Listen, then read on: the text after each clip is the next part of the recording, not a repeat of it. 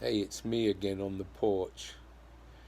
This time I've had 1.5 beers, but they're stronger ones. They're strong ones. But I'm sitting here thinking, with this election that's coming up uh, for the leadership of the most powerful country in the world, the place that can destroy the whole world 10 times over, and we got a situation where in my view, what you see on the TV, it can be quite depressing. I do believe that the U.S. working class and middle class, the U.S. population, working population, that they are not as conservative as social media would have us think, and the mass media would have us think. But nevertheless, you got this degenerate nutcase in the driver's seat and surrounded by a bunch of uh, American Taliban, right wing ideologues, Nazis, racist. It's almost like remember the movie Airplane, or was it Airplane, where they were all sat around the table, or Airport, one of those with Leslie Nielsen? That's what you got now. And so a section of them who are a bit more astute, a bit more long term thinking, want to keep the system going, don't want to cause too much trouble. They're running against this, get this guy out. He's messing things up, and they want to get him out. And now he's picked a black woman, an Asian black woman, mixed race woman. That's big over here. It's probably getting big all in the Western world. Okay, I'm just continuing the video I made that was interrupted earlier on the porch. But so what do the everybody wants something different. So what happens is that you got these two parties. Basically, there are differences in them, but the same financiers finance them all. And you got the Democrats come out with Biden, right? And despite the fact that you had this huge upsurge, 36% of the American population wanted socialism. Bernie had this influence that he had.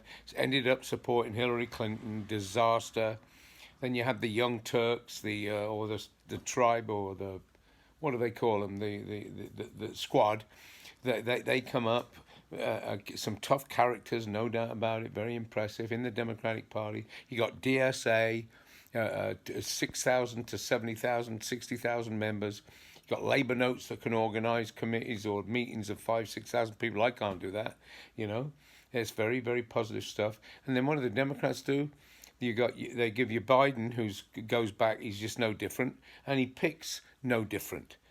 The left wing of the Democratic Party has been shut out. It shouldn't have been there anyway. They should have left a long time ago. Bernie is supporting Kamala Harris, this woman who put.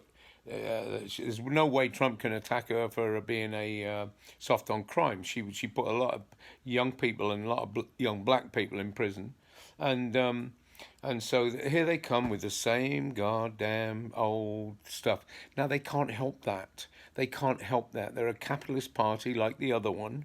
You got a renegade capitalist in power at the moment, but they're a capitalist party like the other one. They don't serve our interests. They can't move leftward in that way. They can't.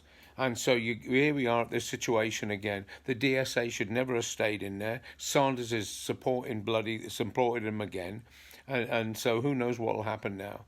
There's those people that say, well, okay, well, anything but blue. I understand this. I wrote a little bit about this, but this is the situation you're in. And what does that point to?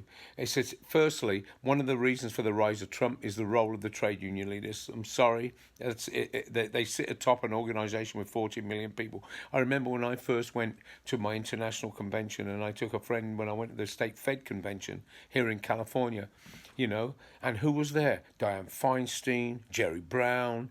They were all there. You go to international convention, presidents come there, or wannabe presidents come there. There's a reason they come there, to ensure that the leadership of those organizations keep us down, keep the working class down, within the framework of capitalism, and also linked to the Democratic Party. They're agents of the Democratic Party in the workers' organizations. And so that's going on again, and that the alternative hasn't been built. An alternative, a working class alternative. That was a cat you heard.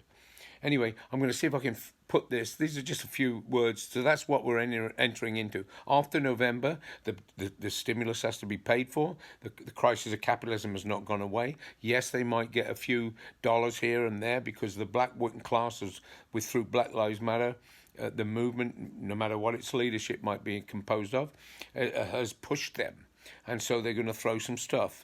But along with that movement, you had a lot of young white people involved in that. Situations changed in the 48 years I've been in this country, and so we're for some rough times ahead because they want to impose this crisis of capitalism on the backs of workers and the middle class, and they're going to resist this, and they're particularly going to resist it after this pandemic because a lot has been learned after this pandemic.